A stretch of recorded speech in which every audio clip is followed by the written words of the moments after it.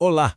Hoje a gente vai mergulhar numa ideia muito poderosa que aparece em vários pontos da Bíblia. Essa nossa tendência de tentar controlar aquilo que, por natureza, é simplesmente incontrolável.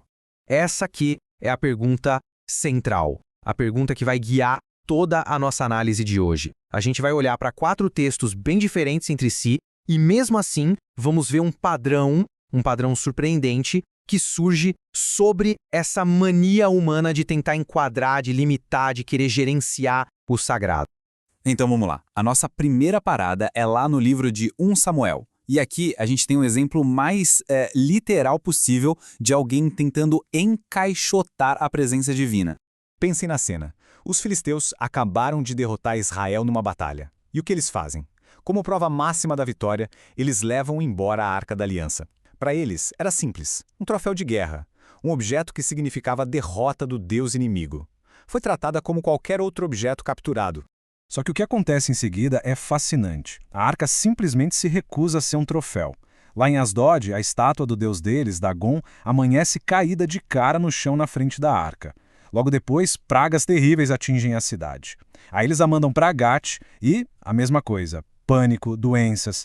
Em Ecrom, o terror é tão grande que eles finalmente se dão conta de que precisam se livrar dela. A arca se torna uma espécie de batata quente divina, sabe?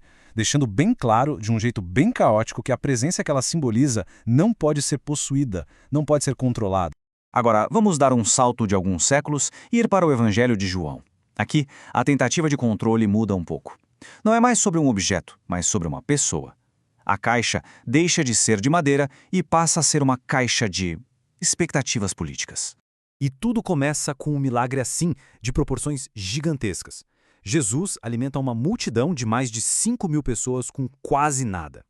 A reação do povo é de puro espanto, de admiração total. Eles viram o poder em ação e a primeira reação deles foi: precisamos dar um formato para isso. E aqui está o ponto crucial. A multidão tenta, à força, fazer de Jesus o rei que eles queriam, um líder político, militar que ia libertá-los. Eles tentam encaixá-lo na caixa deles de Salvador Nacional. A resposta de Jesus é uma recusa total. Ele não discute, não tenta negociar. Ele simplesmente se retira. Ele se recusa a ser contido pela agenda deles.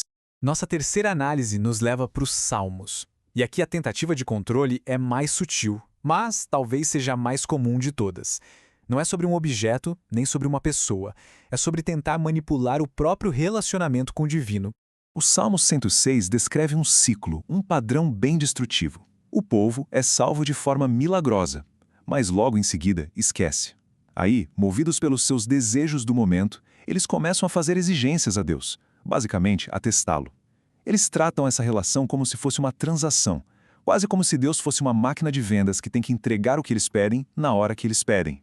E o Salmo mostra que essa tentativa de ditar os termos sempre acaba mal. Certo. Então, depois de ver 3 exemplos claros de fracasso, a tentativa de possuir, a de coroar e a de manipular, o livro de Provérbios nos dá uma alternativa. Uma alternativa radical, na verdade. Uma saída para essa nossa necessidade de controle. O que é realmente interessante nesse versículo é a ideia que ele traz. A sabedoria não é apresentada como uma ferramenta para a gente controlar o mundo lá fora. Pelo contrário, é algo que repousa, que fica dentro da gente. E isso explica a alternativa de um jeito brilhante. A verdadeira sabedoria, de acordo com Provérbios, não é uma ferramenta para conseguir o que a gente quer. É um refúgio. É entender que a justiça, que a retidão, são por si só um lugar seguro, independentemente do que está acontecendo do lado de fora. É aceitar que nem tudo pode ou deve ser controlado. Então, vamos juntar todas as peças agora. A gente tem 4 textos, escritos em épocas e estilos completamente diferentes. Mas todos eles apontam para uma única e poderosa mensagem. Nós vimos a tentativa de colocar a presença de Deus na caixa do troféu, e isso se mostrou destrutivo. Vimos a tentativa de encaixar Jesus na caixa política, e ele simplesmente se recusou a entrar. E vimos a tentativa de colocar o relacionamento com Deus na caixa da máquina de vendas, um ciclo que só leva à frustração. A lição, em todos esses casos, é exatamente a mesma. O divino não cabe nas nossas caixas. E isso tudo nos leva a uma reflexão final. Porque as histórias da arca, da multidão no Evangelho, do povo no deserto, elas não são só contos antigos. Elas são um espelho de uma tendência que é profundamente humana. Então a pergunta que fica no ar é: quais são as caixas de expectativas, de exigências, de teologia, de política, que a gente constrói hoje em dia para tentar enquadrar aquilo que é, por sua própria natureza, incontido? Fica aí a reflexão.